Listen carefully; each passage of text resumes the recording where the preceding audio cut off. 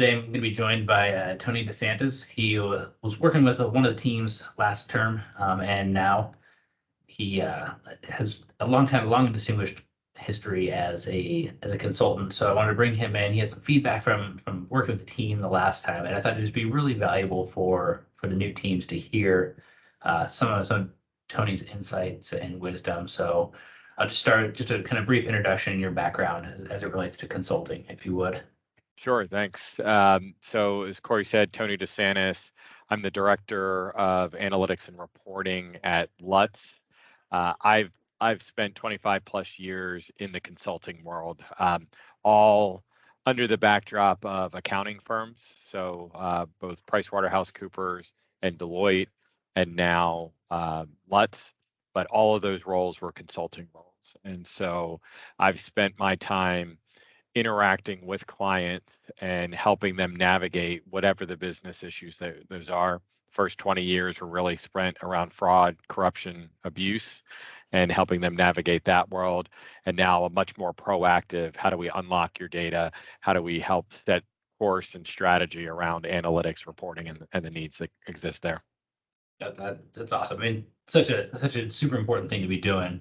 So, in your opinion, in your history with looking at reactive and not proactive, what is the client, the consultant client relationship? What should that look like as you're leading as a consultant? Yeah, I mean, at the end of the day, if you think of it in terms of being a trusted business advisor, at the end of the, yeah, there's jokes out there that the consultant gets paid to tell you things you already know, and sometimes that is the case, right?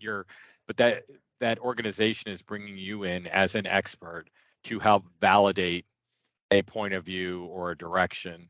But really what they're looking for and what I seek to find is what are those areas where my experience, my level of expertise can be applied and demonstrated to how that organization can use it. So whether it is, for me in the analytics and reporting space, how do I set that strategy? What are tips and tricks and things I've learned along the way? But it can be applied across the use case, and whether it's marketing, whether it's life coaching or whatever those may be. You're using your experience to help facilitate and further along that organization. Awesome, awesome. So, as you're using your experience to facilitate, in your opinion, what are the critical behaviors required from a consultant to help add value to the client they're working with? So I think there's a couple of things, right? It's first and foremost being a good listener, um, letting the client speak, and really hearing what they have to say. Um, you then need to start reading between the lines a little bit and understanding that they don't always, what they're asking for verbally isn't necessarily what they are actually asking for, and it's a tough balance, right? You're coming at it with either very specific industry expertise or technical skill sets that they're looking for, and you've got to find that balance. So really being able to listen, understand, and then a lot of times our role is a translator, right? What are they saying from a business perspective? What does that mean in the technical area of expertise that we have? And then how do we progress the project or the strategy, understanding those two things? And so sometimes you're the in between, right? You may be consulting around the business leaders and then the execution team, and how do we bring those together, because they're often not talking the same language, and recognizing that as part of this course, that's you're in a little bit of a difficult position because you don't have that experience and background and history, so you got to fake it a little bit, and that may be part of it as well. Just talking with confidence and making sure you've done your research, and that you can be an authority on what it is you're talking about, but not being afraid to say, I don't know, let me go find that answer for you and get back to you, is key. The other behavior is really the iteration, and not thinking that it's a very linear process, and that I'm going to understand your needs, I'm going to go away and do something, and then I'm going to deliver it to you. That never works in whether you're a consultant or just working a day job, you want to iterate, and most consulting charts or graphs that you've seen are going to have a circle because it is continuous. And so, if the end result is ultimately a presentation, who are the key stakeholders? Who is that business owner that you're working with? And have feedback. Hey, here's what we're thinking about a deliverable. Is that on point, on target? What's missing? It doesn't need to be pretty, doesn't need to be fully fleshed out, but that iteration so that you're refining as you're going. They get a little peek and aren't sitting there going, "What? Wonder what they're doing." I haven't heard from them for a month. Um, and the end deliverable should be a refinement of stuff you've been building all along, and not a collection of information. And then it's like, oh no, now I got to put a deliverable together. So I think those all really play an important role to how you're delivering, even without a level of expertise that would, put you at that consultant level. Yeah, absolutely. So when you talk about the kind of the iteration and not having the client kind of wonder what are they doing before the very end, what does a successful interaction look like between a consultant and a client, whether, within really the context of this course of like a weekly, every, 7 to 10 days, what does that look like in your mind to be successful? Like what does winning look like for that? Yeah, I think it's a lot about having a plan, having a structure, and demonstrating what you are doing as part of that, right? And so the meeting and check-ins shouldn't just be a readout of information you have found. How does it fit in the broader scheme? We heard this, so we went and did X, Y, and Z. And based on our experience or what we've done, here's the next steps that we're planning. Does that make sense? Where are does it fit in the messaging that you're looking for?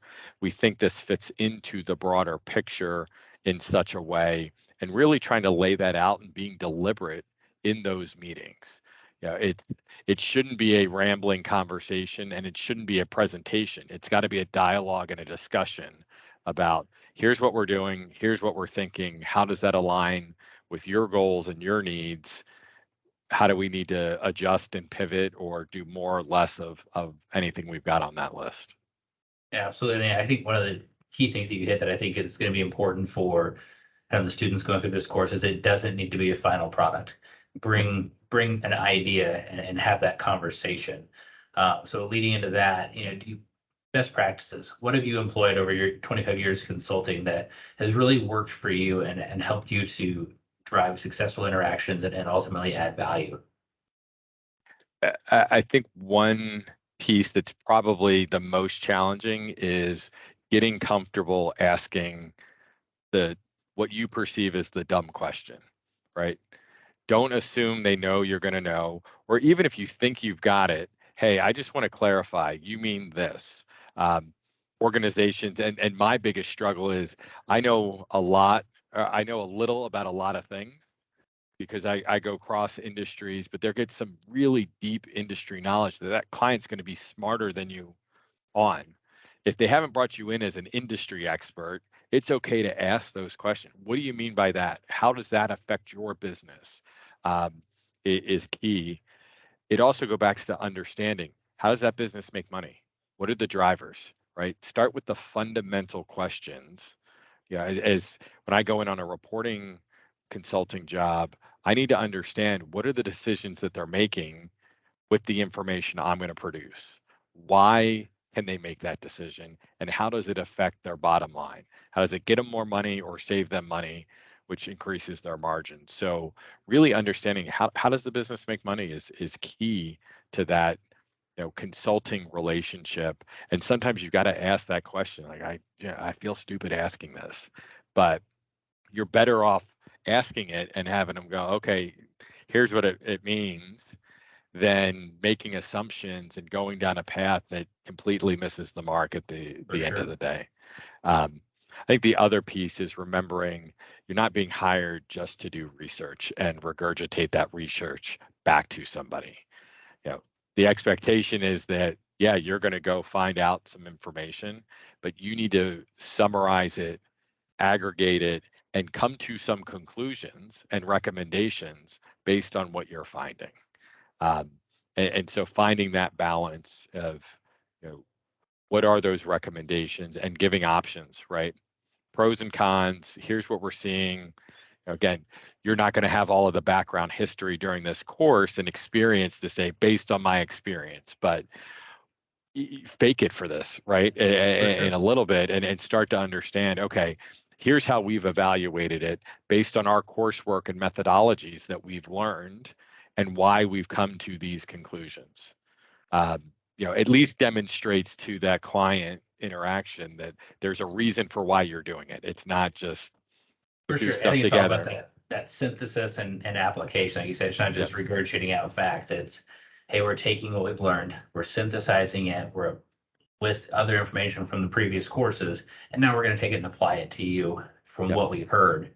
Um, that's that's awesome. And hopefully that everybody that's listening to this can then take this and apply it forward. So as kind of just to wrap this up, um, as a previous client of a Midland MBA capstone team, words of wisdom. What are things you wish you could have told the team that worked with you um, prior to them working? Just kind of some high level.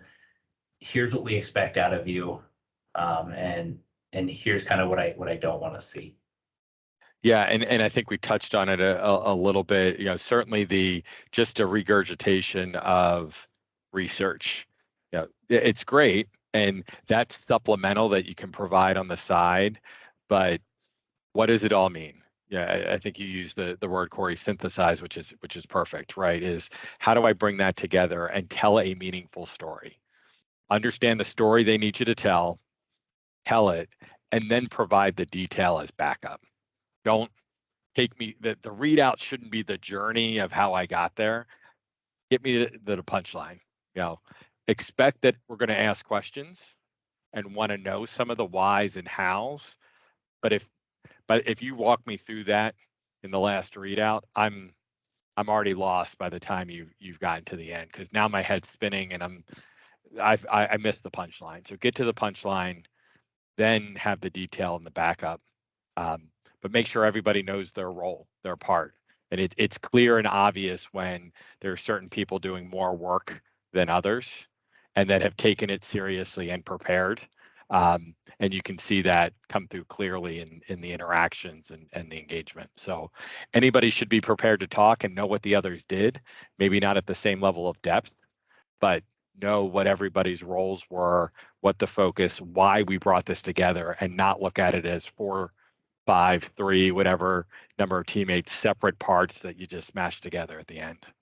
For sure. And then I assume when, the business report that they produce for you at the end needs to be, 1, not a book report, 2, not a Dear Diary, here's what I did Right. today, but more of a, hey, so we're going to give you an hour-long presentation, but that's the high points of here's the why of the things that we're recommending. We gave you some recommendations, but here's all of the research and the analysis behind how we got to those recommendations. Would that be fair to say?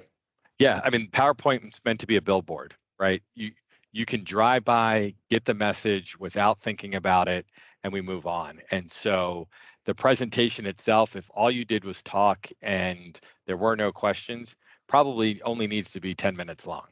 But the idea is you're engaging in a conversation at that point, and the detail you have may need to be brought on screen to help demonstrate all of those things you did, or you're talking about it and you know it and you're available.